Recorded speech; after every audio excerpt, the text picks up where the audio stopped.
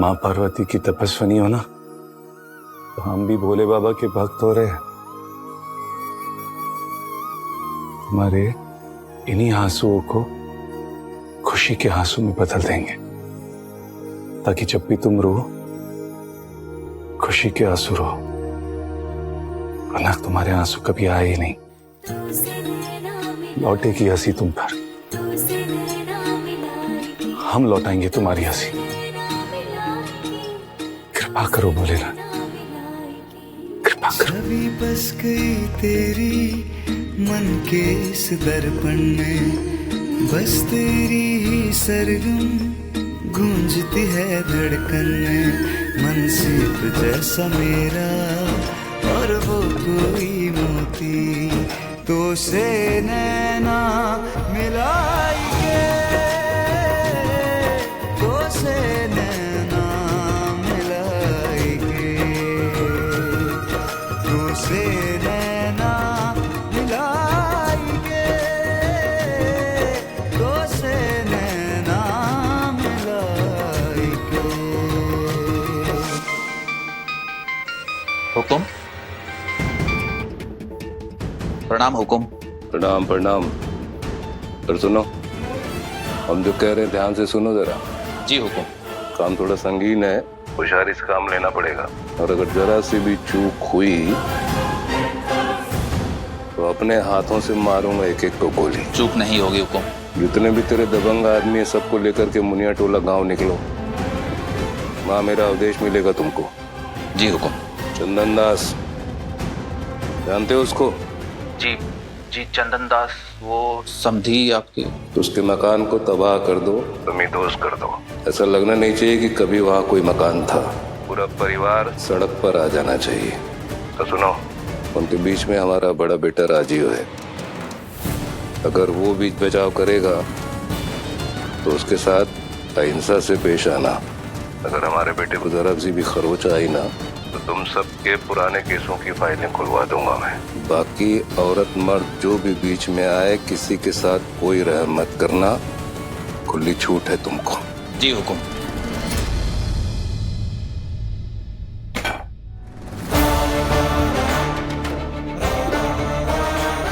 ये काम तो पहले ही हो जाता, अगर वो कबूतर के औलाद अवधेश उस 2 कौड़ी की लड़की को तड़ी पार कर दिया होता तो। रात भर राजी और को की कुटर को नहीं सुननी पड़ती।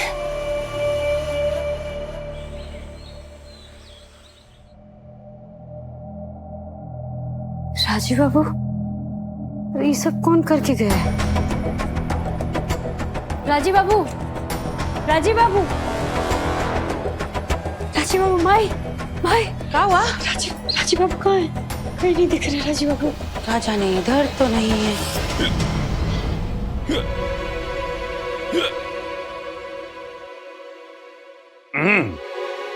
अरे इतना भी याद मत करो कि हिचकी आ जाए, पूरा गाना बिगड़ गया हमारा। कहाँ है? कुछ पक रहा है। खुशबू भी अच्छा आ रहा है।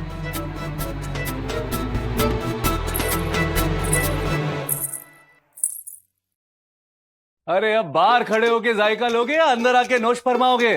देखो चाय तैयार है, नाश्ता बनना बाकी है।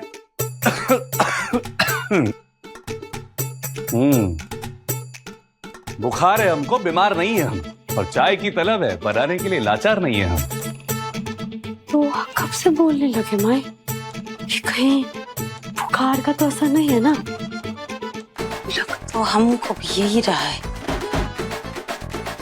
ये बोले बाबा, रक्षा करना मेरे राजीव बाबू का।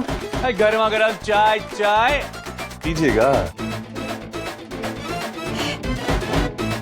को कैसे पता तू है?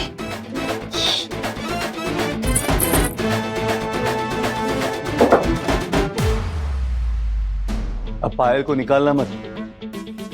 वैसे हमने सुना है कि शगुन बनता है जो पहनते हैं, तो हम अरे धोती जी, बड़ा संभाल के, इज्जत का सवाल है। शिखर, यही है सारे कागज, कोई सबूत कोई सुराग नहीं है यहाँ पर। ठीक से ढूंढो, मिलेगा। जरूर मिलेगा। ये देखो, मृत्यु प्रमाण पत्र, नाम शंकर, उम्र 31 साल। शंकर के नाम का मृत्यु प्रमाण पत्र मिला है। एक बात कहें, बवाल हो तुम। हाँ, और ये बात कहने में तुम्हें 25 साल से ज्यादा लग गए। आगे पढ़ो।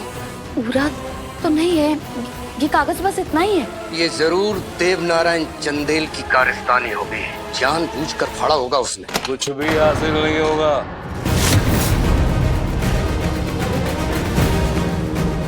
क्या हासिल नहीं होगा? अपने बेटे की पैरवी करने से तुमको कुछ भी हासिल नहीं होगा। कायर है तुम्हारा उद्देश्य, निकम्मा, नालायक, गैर जिम्मेदार। खबरदार, अपने बेटे के बारे में कुछ नहीं सुनेंगे हम। अरे एक छोटा सा काम दिया था हमने उसको, कुओं को अगवा करने का। वो भी तब जब वो बिल्कुल अकेली थी, फिर भी नहीं कर पाया तुम्हारा लाडला। तो कांपने लगे उसके पैर, पैंच पानी हो गया उसका।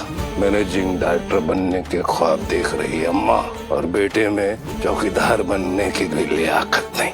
बस कर दीजिए। नहीं होगी भी नहीं, क्योंकि उसकी रगों में तो तथा कथित पत्रकार शेखर सिन्हा का पतला खून जो दौड़ रहा है। बस कर दीजिए। क्या कहा आपने? अवधेश की रगों में पतला खून बह रहा है। पतले खून की पैदाइश है अवधेश कि पतला खून शेखर का नहीं, आपका है। देवनारायण चंदेल अवधेश मेरी और शेखर की औलाद नहीं है। अवधेश मेरी और आपकी नाजायज औलाद है। देवता झूठ है ये। सच को आज कैसे, हम तो कहते हैं अभी चलिए, चलिए ना। डीएनए टेस्ट करवा लीजिए अवधेश का। दूध का दूध और पानी का पानी हो जाएगा। हमारी जिंदगी में बस एक ही बेहुदा झूठ है, और वो है आप। महाभारत में कर्ण युधिष्ठिर से पढ़ा था, और यहाँ हमारा नाजायज बेटा आपके जायज बेटे राजीव से। और यकीन मानिए उसको उसका जायज हक दिलवा के रहेंगे हम। जिसको अपने ठोकरों पर रखते हैं ना, जो आपको हुकुम हुकुम कहते नहीं सकता, जिसको आप इतनी गाली इतनी बातें सुनाते हैं, वो आपका गुलाम, आपका नौकर नहीं है, आपकी अपनी संतान है। आपका बड़ा बेटा है वो, आपका अपना खून है। बड़ी सच्चाई छुपाई थी हमने, वो भी हमारे बेटे की खातिर। लेकिन देख रहे हैं कि अब इस सच्चाई को छुपाने का भी कोई फायदा मिल नहीं रहा है उसको। एक एहसान फरामोश दरिंदे को ऐसा लग रहा है कि उसने एक पालतू कुत्ता रख लिया है। लेकिन बस, अब बस हो गया। हम ये सच दुनिया के सामने उजागर करेंगे कि रिटायर्ड जज देवनारायण चंदेल और उसकी साली के बीच में सिर्फ नाजायज रिश्ता नहीं है, बल्कि उन दोनों की एक नाजायज संतान भी है। नाजायज औलाद।